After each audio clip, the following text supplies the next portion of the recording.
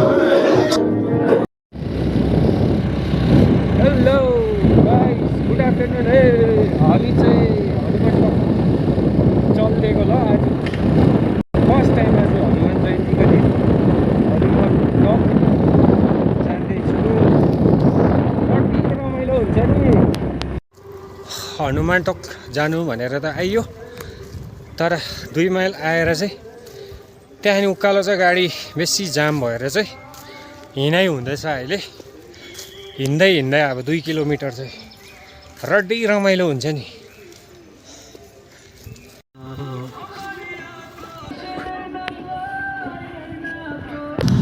Finally आधी बाटो आएपछि चाहिँ पिकअप आयो।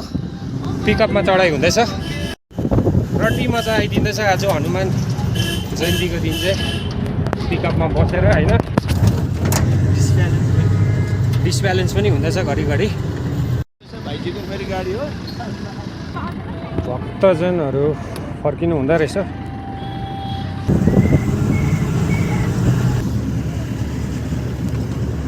सिमे त मजा आयो।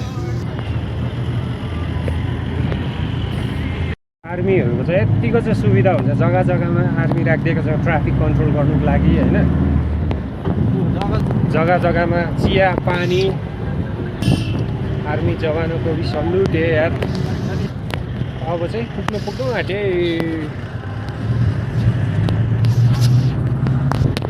चिसो चाहिँ तर रड्डी चिसो रहेछ नि त हनुमान टकमा चाहिँ। व्हील चेयरहरू पनि रहेछ बिमारीहरूको लागि, फर्किनु हुनेहरू रहेछ। यता चाहिँ अलिकति प्रसाद। फाइनली पुग्यो हनुमान टक। ल गाइजहरू, फाइनली हनुमान टकको दर्शन गर्न आइपुग्यौँ हामी चाहिँ। तपाईँहरू पनि गर्नुहोस्। यता जुत्ता खोल्ने, टोकन लिने जग्गा, हेलमेट पनि राख्यो, जुत्ता पनि राख्यो। फेसिलिटी चाहिँ ओभर रड्डी राखिदिएको रहेछ होइन, खुसी लाग्यो। यहाँ पनि खोल्दा हुने रहेछ चप्पल चाहिँ।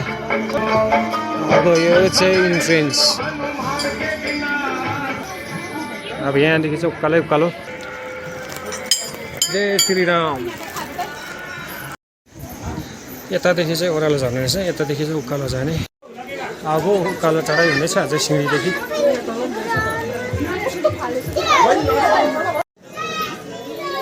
जय श्री राम। जय श्री राम। किन बनाएको? लाइनमा बस्नुपर्छ जस्तो लाग्यो।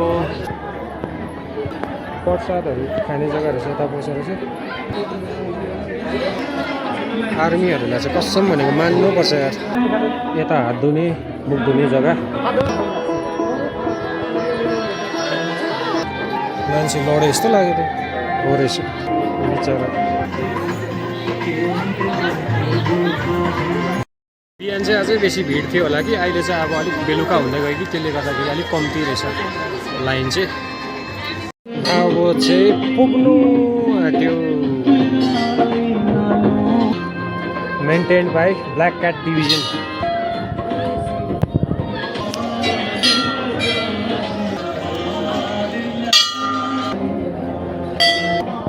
गाइजहरू, साथीभाइ, मित्रहरू, तपाईँहरू पनि दर्शन गर्नुहोस् है।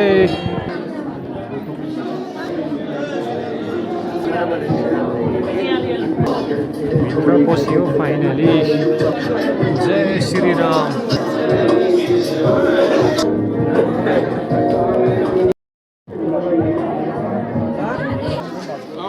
यता चाहिँ गणेश भगवानको मन्दिर।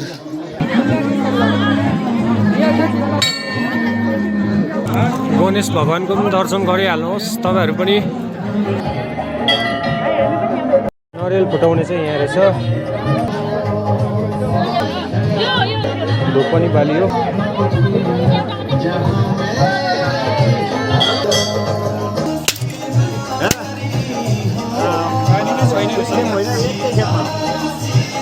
सबै निक्ल्यो।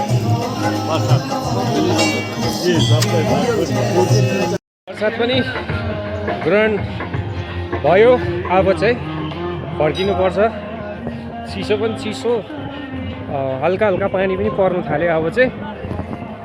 तर सबभन्दा खुसीको कुरा चाहिँ दर्शन गर्न पायो, त्यही नै ठुलो हो। अन्त अर्को कुरा चाहिँ के भन्दाखेरि हाम्रो आर्मी जवानहरूलाई चाहिँ एकपल्ट फेरि पनि सल्युट सलाम। यहाँ चाहिँ प्रसाद थाप्ने जग्गा रहेछ, प्रसाद पनि थापे। अब यहाँबाट चाहिँ हेलमेट र चप्पल फेरि लिएर आए चप्पल।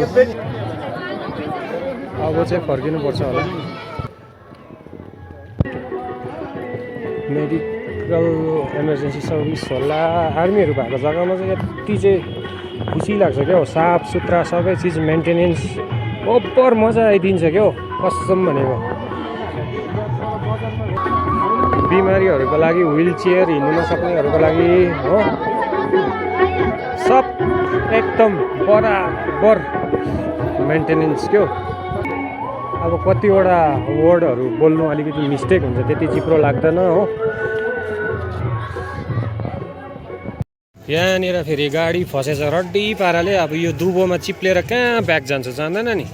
हेलो साथीहरू, के छ हालखबर तिमीहरूको पनि?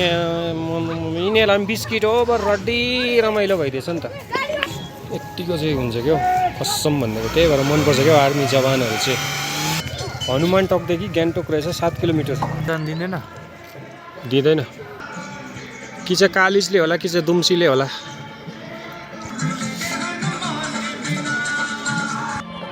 अब यहाँनिर चाहिँ लाइन बसेर पिकअपमा चढेर सरर चिसो हावा खाँदा ओह्रालो रड्डी रमाइलो हुन्छ नि।